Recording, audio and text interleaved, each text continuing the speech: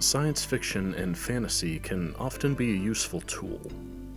Outside of pure escapism, they can be used to explore aspects of the human condition, speculate about the future, or alternative paths that we could have taken in the past. But what about more practical aspects of life, like math? There's a sort of subsection of fantasy so small and niche that many haven't heard of it. Mathematical fiction is when a writer uses a fictional narrative to explain mathematical concepts that require a certain level of imagination to understand. The most famous, of course, is Edwin Abbott's Flatland. Can you imagine what it would be like to be a square, living in a flat world, your entire existence reduced to a two-dimensional plane? How would that work? Well, take a coin and put it on a table. Look at it from the side and try to ignore everything above and below it until your perspective follows just the flat plane of the table and nothing else. You can only ever perceive the edge of things.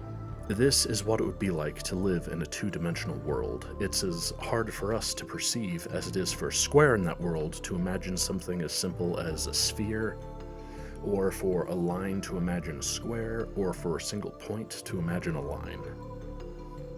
What makes Flatland so timeless is its many layers.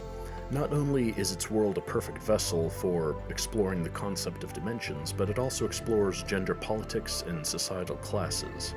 You see, in this world, women aren't shapes like squares, hexagons, or circles, but rather they're shaped kind of like needles.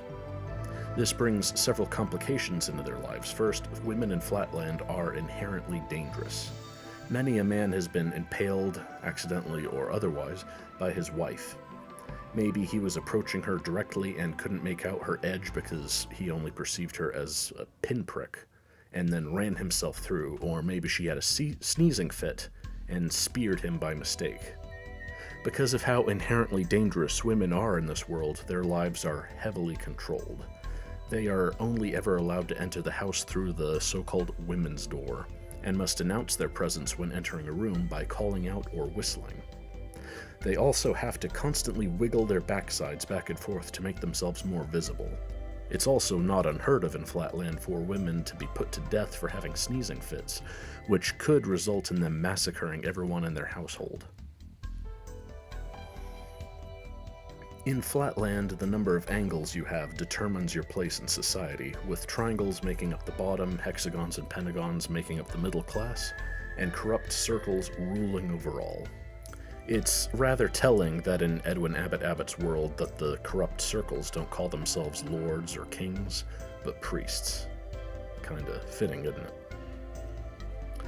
Now, Flatland was by far the most influential example of mathematical fiction. It laid the groundwork for everything that came after, and because of its influence, most other examples are pretty much copies of it, or unofficial sequels, such as Sphereland and Flatterland.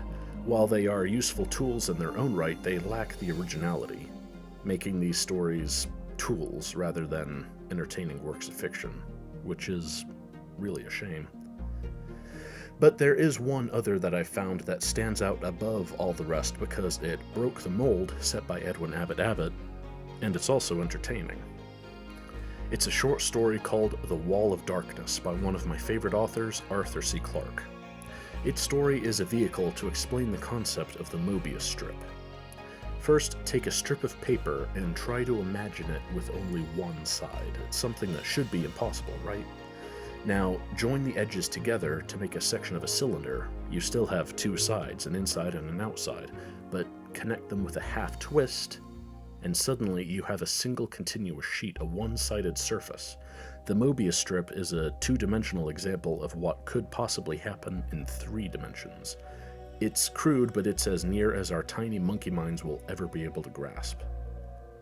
The story of the Wall of Darkness itself takes place in a world that has no night. It's a planet with its same face always turning towards their sun.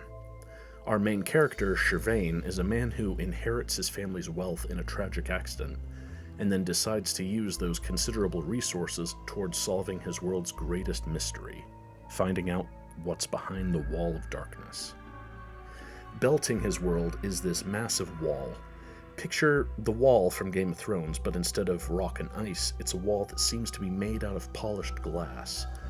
No one knows who built it, how, why, or what's on the other side. So Shervain has a massive lifting machine built so he can climb over. His mind nearly breaks when he crosses over and discovers what's on the other side of the Wall of Darkness.